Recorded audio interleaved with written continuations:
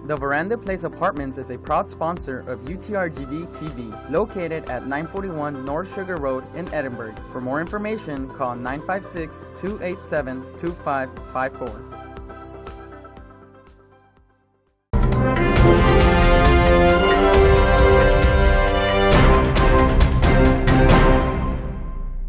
Hey there, I'm Yesenia Molina, and it's great to have you joining us on this week's edition of UTRGV-TV. Moving on to the news. Last year, the scientific world had a breakthrough with the first ever detection of gravitational waves. Since then, there's been another detection and a probability for many more in the future. Fingerprints of these major discoveries can be found right here at UTRGV. Here's Daniel Galvan with how RGV professors and students played a role in this achievement.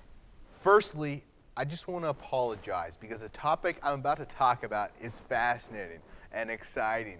And the fact that individuals right here at UTRGV have their fingerprints on it is worthy of all of our admiration.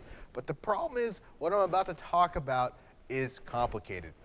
And I'm a comm major. I won't do it justice. But what I'm talking about is gravitational waves. Now, what's a gravitational wave? If you ask Google, Google says gravitational waves are ripples in the fabric of space-time caused by some of the most violent and energetic processes in the universe. Now, if you ask Jeeves, he won't have an answer, but he'll be grateful someone finally asked him a question. It's been 25 years. Think of a gravitational wave as quite literally a wave that goes through space-time.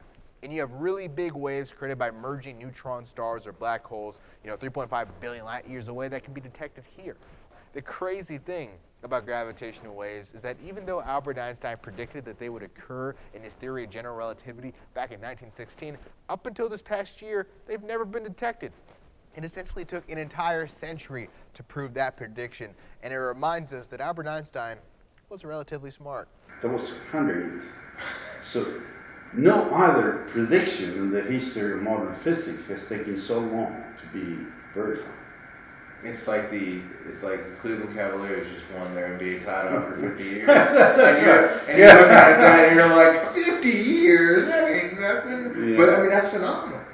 The man I was talking to there was Dr. Mario Diaz. He's the director of the Center for Gravitational Wave Astronomy, the SGWA. Now, the SGWA is on the Brownsville campus, and Diaz, along with several other professors and students, are a part of the group of over 1,000 scientists across the country and world that detected the waves and co-wrote a scientific paper on the first detection that has some of the name of some of the Valley scientists that worked on it, as well as our very own school, UTRGV. Now, the larger group that the SGWA works with is the Laser Interferometer Gravitational Wave Observatory, or LIGO. Now, the idea of LIGO was to detect these gravitational waves using lasers, and it kicked off back in the 1960s, but it was not until 2015 that advanced LIGO observatories in both Washington and Louisiana detected the waves during the engineering phase of the technology. Now, the way it looked when the lasers detected the waves is it kind of similar to this display here on The Late Show with Stephen Colbert. To convey the importance of these detections, the general analogy thrown around is that for years we've been able to observe the universe through the sense of sight. With the gravitational waves, we can now hear the universe and hear things we can't actually see, like dark matter and black holes. The ability to detect gravitational waves opens up a Yao Ming to the 137,000th degree size door for more information and also the complete unknown. Now, you can't actually hear anything through gravitational waves, but there is a computer-generated sound from the first detection of a binary black hole merger, and here it is.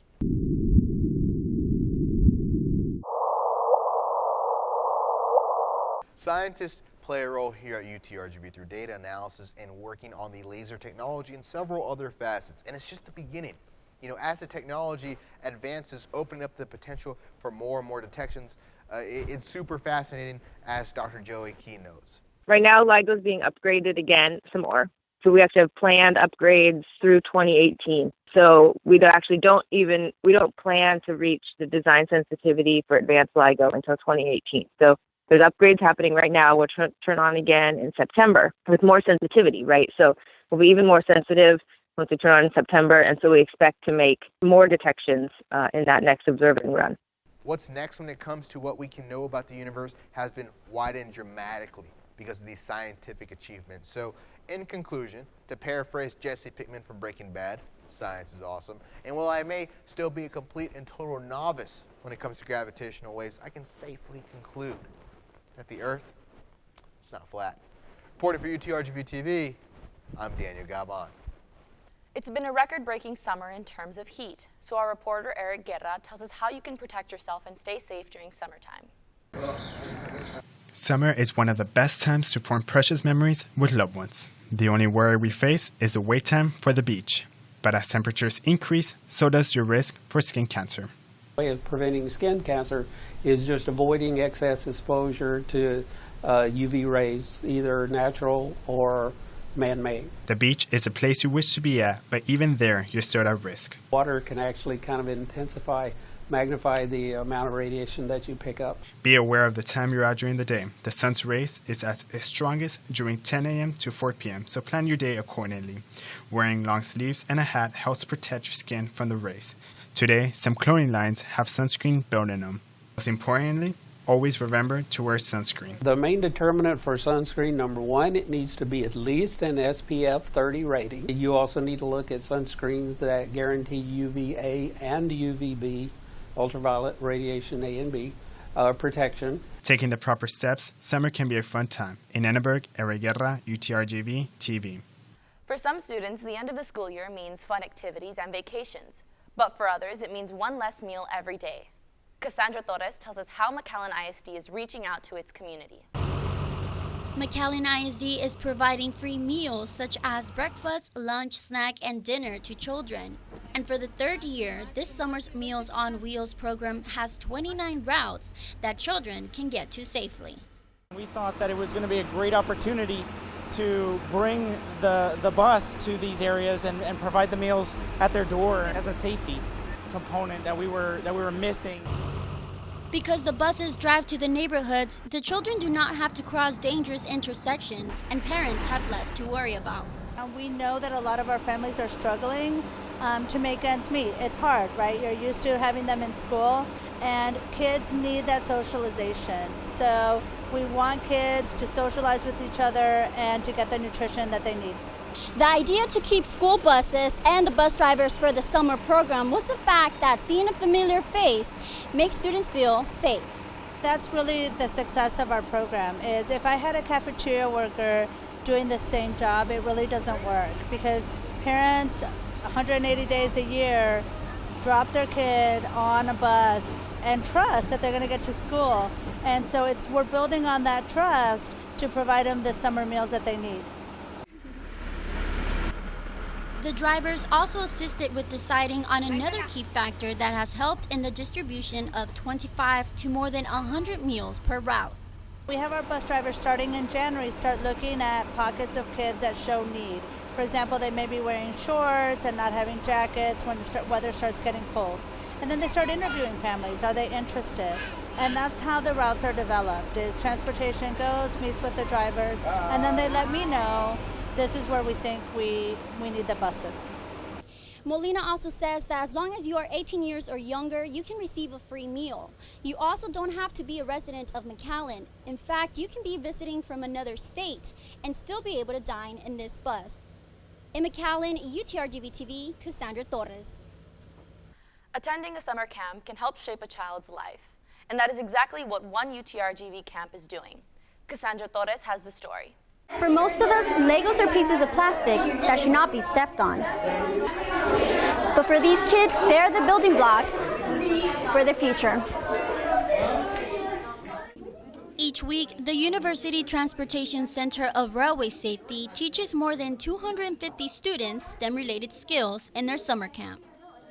So they learn programming, which can help them in the computer science, but they're also learning how to build and design, the design process, which will help them in the other engineering. They're learning transportation concepts, which is partly in civil engineering and also in mechanical. They learn sensors, which can also be in electrical engineering. So basically, it lines them up with any of the engineering fields. Through daily lectures and competitions, students from elementary up to high school are building, programming, and designing robots and maglev trains, which prepares them for a higher education. Go. It's been really exciting to see this over 3 years, and I think now we're starting to see kind of the return on investment where some of these students that started in 2014 are coming back as interns in our engineering program. Basically, they are going to be applying to the engineering. So we're seeing the full cycle, basically.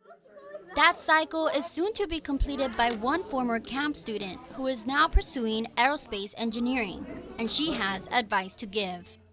Advantage of what they have, because not many kids can get in, and it looks good on you because you have that background, and later on as you go for those internships, all that knowledge you get from here helps a lot more in the future, and that's what people look for. They look for work and experience, and it's good for them because they learn like all this stuff young. Just like Infante, if these students take the opportunities given to them now, they too can pursue a STEM career in the future. Right, girls? Yeah! In Edinburgh for UTRGV, Cassandra Torres. Bye! With the new semester, students are once again registering for classes, and Ileana Luna went out on the street and asked Vaqueros how the registration process has gone. With the new year over, students are now starting to register for their fall classes. We went out and asked UTRGV students, how has registering through Assist been? How has registering been like for you? I haven't registered yet because I have holds. How has registering for classes been like for you? Well, I'm a student athlete, so I have priority for registration, and I registered on, I think, April 18th. So yeah, I'm already done with my fall registration. It was actually pretty easy because I got to register semi-early. By the time I registered, I had a lot of options open for me. It's been an issue, really. I'm not sure if it's been with the degree plans or something, but I tried to sign up for a class, and it said I was missing a prerequisite when in fact I wasn't. However, by the time I was able to clear up the issue, the class was already full, and I wasn't able to get into the class. So now I'm waitlisted, hoping to get in. So that's been the only issue I've had so far with registering for the fall. I did get all my classes in. Assist should work a little better, maybe get more service up, considering senior classes get pretty filled up fast. They should work on that. If you had to change something with Assist, what would it be? I think the only thing I would change is make sure that if you need a prereq to not be able to register for classes. Like, I think that's it, because I've heard students complaining about that they register for classes, they're enrolled, and then they get a prereq, which is they don't even know. So I think that's the only thing. Like, if you need a prereq, to make sure that students are aware before even entering the new semester. What do you think could be improved on the Assist website? Actually, I can't think of anything off the top of my mind right now, but maybe indicating the classes that you need to take for the next semester. I think it can be a little more user-friendly. It was kind of hard finding the degree works. I found it eventually, but that could definitely be improved on. It needs to be set up to a point where it can handle large traffic. I believe one of the biggest things I had difficulty with registering was the fact that so many people were trying to register at once that the website would keep crashing. It took me an hour to get one class because I would sign in, try and get the class, and I would get kicked out of the server right away. So I feel like that's the biggest issue with the website. While some students did have different experiences with Assist, there's still plenty of room for improvement. Reporting for UTRGV-TV, I'm Ileana Luna. Even though all the seasons are done for UTRGV sports, there's still a whole lot happening in the world of athletics. And Daniel Galvan has you covered with this week's Sportscast. How's it going, guys? I'm UTRGV-TV sports reporter Daniel Galvan, and I scored as many goals against Argentina as the U.S. men's soccer team. Now, the Cleveland Cavaliers won the NBA title, and that was absolutely crazy, which is why I thought of the craziest idea I've ever done, which is definitely an incredible stretch. But what I'm going to do is give you guys the UTRGV experience, which is a lot of walking, specifically from the far places you have parked to your classes. So I will give you this week's Sportscast as I walk from my truck to my class. Now, this wouldn't be possible. Let me see the camera. This wouldn't be possible without my cameraman, Mark, Lopez, and Eric. Eric's going to make sure that we do not get hit by cars. And if he does not do his job successfully, you will not know because we will have been hit by a car. All right, guys, let's get started. And let me see my notes, Eric, because I do not have a teleprompter out here. All right, let's get started. First things first, let's get with the big news The news in the newspaper, UTRGV is playing Oklahoma. That's phenomenal.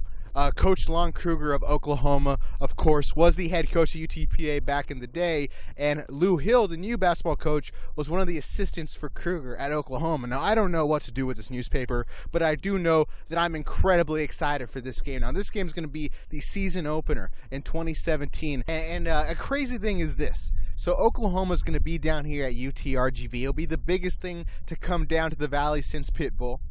And yes, that's the second Pitbull joke I've made in 2 consecutive weeks. But the coolest thing is that Oklahoma is going to allow UTRGV to have its own sports center moment. It'll be the season opener for the season, and if UTRGV comes out there and they defeat a ranked Oklahoma team, I guarantee you when all the players go home, they will see themselves on Sports Center. That's fantastic. It's a great opportunity, by the way, to beat a Big 12 basketball team. That is something that the UTRGV basketball team or UTPA basketball team has not done since 1978 against Baylor. Credit to UTRGV Athletics for that statistic. And in terms of scheduling on the women's basketball side, the women's basketball team will be a part of the preseason WNIT tournament. This is a big time deal because it's a tournament that has plenty of huge name schools like Notre Dame.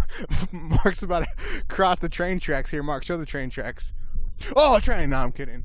And so the women's basketball team is going to be playing Notre Dame, Washington, Missouri, hypothetically, but first on, I want to say November 12th, they're going to play Nebraska, and that's going to be a huge tournament for the women's basketball team. It's going to be an opportunity for them to really make a statement and be a part of the national picture early on in the year. Now on to professional soccer. The RGV Toros, the only professional soccer team. Hey, shout out to that truck over there, Pest Control, McAllen Pest Control. What up, man? Anyways, the RGV Toros, they played 3 games the last time I did a newscast. Why am I walking backwards? Mark, you put yourself in danger. Fantastic. Now, the RGV Toros, like I said, they played 3 games. They won a game against the OKC Energy. They had a loss against the Sacramento Republic. And then they had a draw against Arizona United. All right, Mark, we're about to cross the street. Look both ways, Mark. Let's not get hit by a car. Come on. Let's go. Woo! Sorry, I got distracted. All right, we're alive. Eric, come over here. I'll start walking backwards. So back to RGV Toros. Eric, why don't you tie me up to like a toe strap so you can guide me? So let's talk RGV Toros. There are 3 games. There's no way I can cover the minute details in all these games. But what I will do is show you every single goal. Now, the RGV Toros scored, I want to say 6 goals. But let's start off with the first one. This is Jose Escalante. He scored in the 13th minute. It was his 3rd goal of the season. It was absolutely fantastic. And then Kyle Murphy, he's been struggling all year. He's a forward for the team, but he did net his first goal of the game. And then in the second half, Eric Bird, he's actually been dealing with injuries this entire season, but this was his first goal of the season.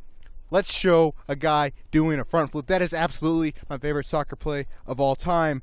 And then we move on to the next game. Jose Memo Rodriguez, he was assisted by 19-year-old Christian Lucatero, who is 1 year younger than me. This was the 4th goal of the season for Rodriguez. And then guess what? In the same game, Eric Bird with his 2nd goal. This guy's a Cavalier, but he played for the University of Virginia. Now he's number 10. And then here's the 3rd time. The hat trick in this highlight, 3rd goal, the only goal of the game against Arizona United.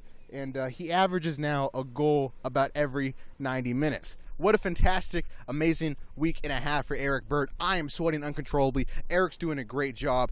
We got to go to UTRGV Baseball, but first, let me talk to you. How's it going, man? What's your name? All right, moving on. I'm kidding. That's Hyman. That's DJ Hyman. Show DJ Hyman. What a baller. Formerly of Visa. Thanks, homie. All right, now, UTRGV Baseball.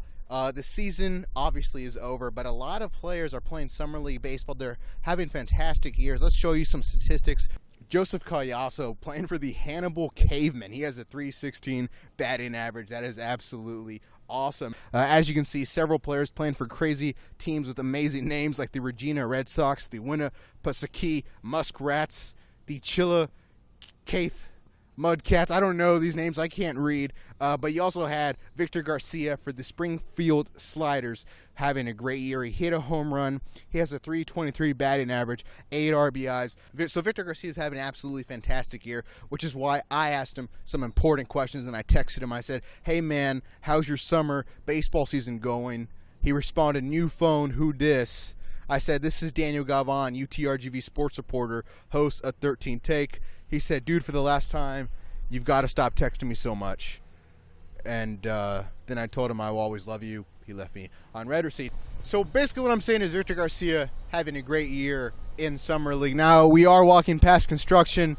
Absolutely beautiful UTRGV home of construction. While we have the noise here, let's speed walk. Tell them bees up, get those bees up. Tell them bees up. Crowd rowdy while we out here getting threes up. This is madness, man. Who wouldn't wanna be us? Ain't nothing to hold us down. So the bees up, get those bees up. So I believe we cleared the construction, and a couple more baseball notes. The MLB draft was last week, and kind of exciting news for some Valley baseball players. Actually, a guy who's going to be the Vaquero next year. He's a pitcher from Laredo. His name is Alec Benavides. He got drafted in the 37th round by the Cincinnati Reds out of high school. Now, Alec Benavides will actually play baseball here at UTRGV. He declined the offer to go with the Reds, and he wasn't the. And let's take our little shortcut here. I do this one, but.